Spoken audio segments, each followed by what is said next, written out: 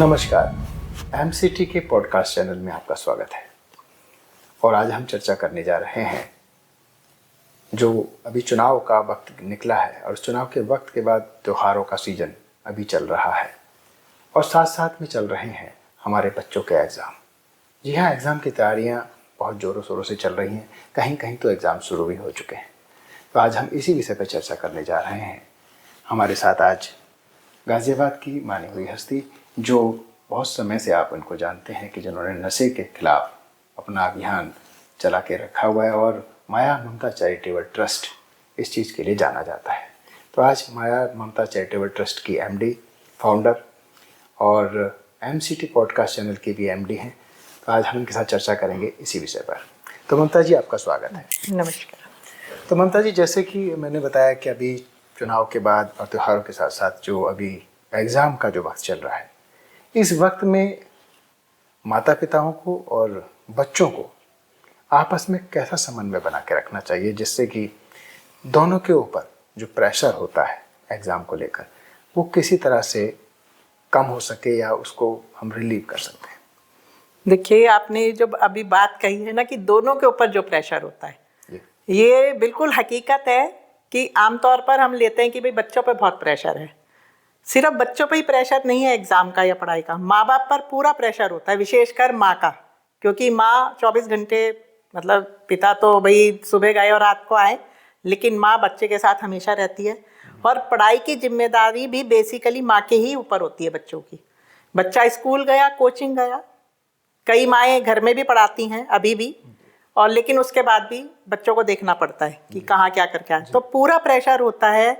तो इसे मैं जो समझती हूँ, इसे प्रेशर के रूप में ना लेकर एक सामान्य प्रक्रिया के रूप में अगर लिया जाए ना, बच्चे भी और विशेषकर माएँ अगर इसे एक सामान्य रूप में लें, हर समय बच्चे के पीछे ना पड़ी रहें, बेटा एग्ज़ाम है पढ़ो, अब खेल बंद, एग्ज़ाम आ रहे हैं टीवी बंद, तो इससे बच्चा ना एक अलग ही रूप से अपने ऊपर भार सा महसूस करने लगता है। कहीं ना कहीं हम जैसा कि घर वाले कह देते हैं कि भाई अब एग्जाम शुरू हो गए, आज के बाद टीवी बंद है, हाँ, अब मोबाइल को हाथ नहीं लगाना। तो मतलब को ना चाहते हुए हम उन्हें एक प्रेशर उनके माइंड पर हम एक क्रिएट कर देते हैं कहीं ना कहीं इस तरह से। तो इस प्रेशर का असर बच्चे के ऊपर पड़ता है, बिल्कुल, मतलब वो दिखता नहीं है लेकिन पड़ता है। अगर हम इसे सामान्य रूप से लें, भाई ठीक है एग्ज़ाम आ गए, अब तुम रूटीन से थोड़ा सा ज़्यादा पढ़ोगे। अगर तुम रोज 2 घंटे पढ़ते हो तो अब थोड़ा सा आप 4 घंटे पढ़ोगे। छुट्टियां भी होती हैं एग्जाम के बीच में, पूरा पूरा दिन बच्चा घर में होता है, तो टीवी के समय टीवी देखो, खेल के समय बच्चे को खेलना बहुत जरूरी है, खेल के समय बच्चा खेले। क्योंकि खेल आजकल हम देखते हैं, हमारे समय में हम कितना खेलते थे और हमारे आउटडोर गेम्स होते थे ज़्यादातर, बच्चे के वो बंद हो चुके हैं। फिजिकल एक्टिविटीज़ बंद हो गई हैं, तो वो जरूरी है बच्चे के लिए। उसका इससे शारीरिक विकास भी होता है और मानसिक तो होता ही है, और बच्चा फ्रेश भी होता है। वो घर से निकलकर 4 जनों के बीच अपने हम उम्र बच्चों के साथ जाकर खेलता है, तो इससे बच्चा फ्रेश भी होता है।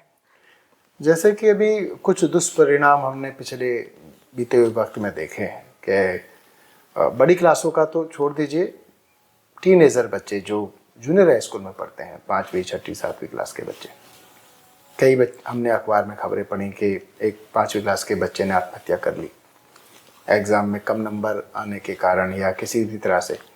तो ये जो एक तनाव की स्थिति थी, आज छोटे बच्चों में जिस तरह से व्याप्त हो रही है, उसके पीछे मैं कहीं ना कहीं देखता हूँ कि हमारी पारिवारिक जो धारणाएं हैं, कहीं ना कहीं वो भी इसके लिए जिम्मेदार हैं।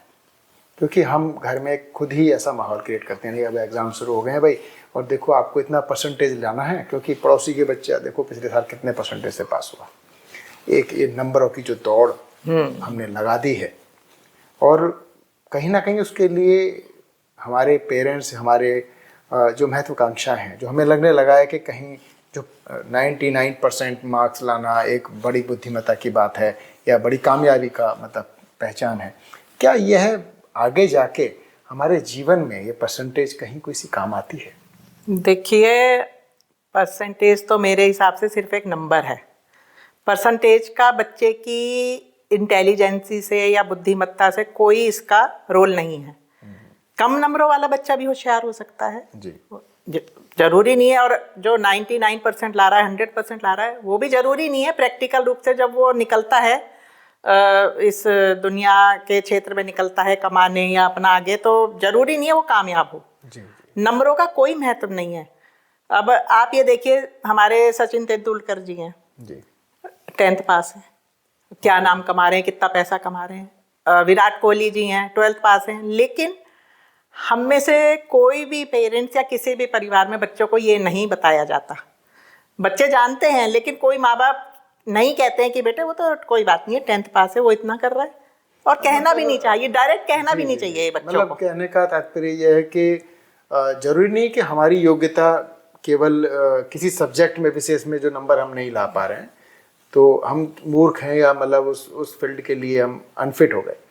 हो सकता है आपके लिए कोई अलग फील्ड या आपके अंदर जो स्किल है उसको कहीं ना कहीं हम पहचान नहीं पाते हैं। हाँ, बच्चे की स्किल पहचाननी बहुत ज़रूरी है जी। और ये स्किल को बच्चे के माँ बाप से ज़्यादा कोई नहीं पहचान सकता, या फिर कोई टीचर भी होते हैं कई बार। जी जी जी। स्कूल में जो टीचर हैं उनका भी बहुत एक अहम रोल होता है, क्योंकि बच्चा 8-10 घंटे स्कूल में होता है, टीचर्स के सानिध्य में होता है, तो वो टीचर ज़्यादातर हर बच्चे को पहचानता है क्लास में कौन बच्चा कैसा है।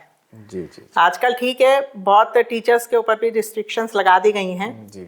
लेकिन फिर भी बहुत टीचर्स ऐसे अभी भी हैं कि जो बच्चों को उबारते हैं इन चीज़ों से। वो निकाल के लाते हैं, नहीं बेटे अगर तुम्हें इसमें शौक है तो तुम ये करो।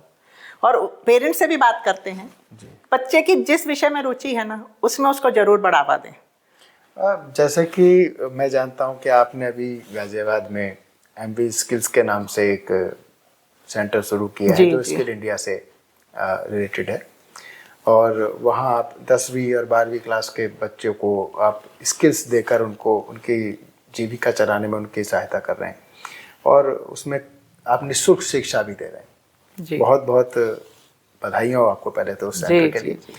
तो लोगों को अब ये नहीं कि आप MA BA BSc जो डिग्रियाँ लेते हैं उनकी आवश्यकता नहीं। आप अगर 10वीं पास भी हैं तो आप अपने स्किल को बढ़ावा देकर या उसमें पारंगत होकर आप अपने जीवन को बहुत मजबूती के साथ खड़ा कर सकते हैं। जी जी। तो आपने जो ये शुरुआत गाजियाबाद में की है, क्या उद्देश्य है आपका इसके? देखिए, इसका ये जो स्किल इंडिया है ये हमारे माननीय प्रधानमंत्री मोदी जी की ही स्कीम है, जो वो पिछले काफ़ी वर्षों से वो लाए हुए हैं। और इसमें उनका उद्देश्य यही है कि जो हमारे बच्चे 10th या 12th के बाद पढ़ाई से वंचित रह जाते हैं, आप देखिए गांव देहातों में आप देखिए या स्लम एरियाज में आप देखिए, तो बच्चों को घर बैठा लिया जाता है। विशेषकर 12th के बाद तो बिल्कुल ही, कई बार पेरेंट्स के पास पैसा नहीं होता, मजबूरी होती है, लेकिन और बच्चा किसी योग्य नहीं बन पाता। कई बार बच्चे की जिज्ञासा खत्म हो जाती है, या मतलब कह सकते हैं उसकी रुचि पढ़ाई से खत्म हो जाती है। इसका मतलब ये नहीं कि वो कुछ करना नहीं चाहता या कर नहीं सकता। तो इसीलिए हमने भी ये गाजियाबाद में शुरुआत की है कि जो हमारे चारों ओर इस प्रकार के जो बच्चे हैं, कई बार तो बहुत ही गरीब घरों से बच्चे होते हैं, उनके लिए हमने निःशुल्क ये व्यवस्था की है। और ये जो बच्चे के अंदर जो स्किल डेवलप हो जाएगा, बहुत कम पैसों में है हमारे पास ये योजना, जो मोदी जी की योजना है, तो उससे बच्चा 6 महीने में, 3 महीने में, 1 साल में इस लायक बन जाएगा कि वो कुछ कमाने लायक बन जाए, अपने परिवार को चलाने लायक बन जाए। तो हमारा मेन उद्देश्य यही है कि बच्चा प्रैक्टिकली रूप से कुछ सीख ले और वो अपना परिवार का खर्चा उठाने लायक बन जाए।